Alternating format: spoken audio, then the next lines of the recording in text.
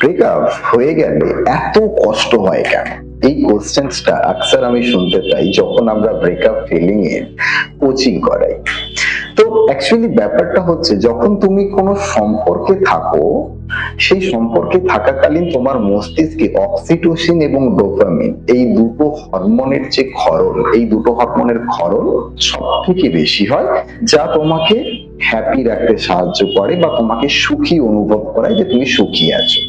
কিন্তু যখন ব্রেকআপ হয়ে যায়, এই হরমোন দুটো ক্ষরণের পরিমাণ একদম জিরো হয়ে যায়, এবং যার কারণে ব্যাপারটা সেই হঠাৎ করে ড্রাগ উইথড্রলের মতো হয়ে যায়, ব্রেন ব্যাপারটাকে নিতে পারে না।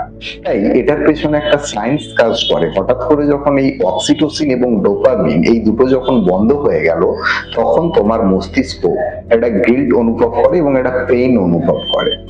দ্বিতীয়ত, অনেকেই বলে থাকে স্যার আমার বুকে ব্যথা। এটা একদম বাস্তব কথা।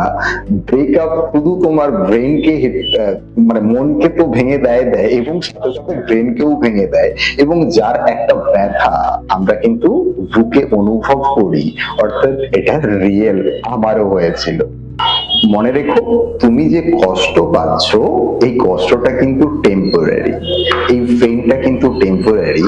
যদি তুমি নিজেকে স্ট্রং রাখতে পারো, যদি তুমি তাকে পার্ট অফ দ্য ওয়ার্ল্ড পাবো এবং নিজেকে স্ট্রং রাখতে পারো, তাহলে কিন্তু তুমি এই পেইনকে তোমার পাওয়ারে বদলাতে পারবে এবং তুমি গড়ে তুলবে নিজের জীবন ঠিক আমার মতন করে।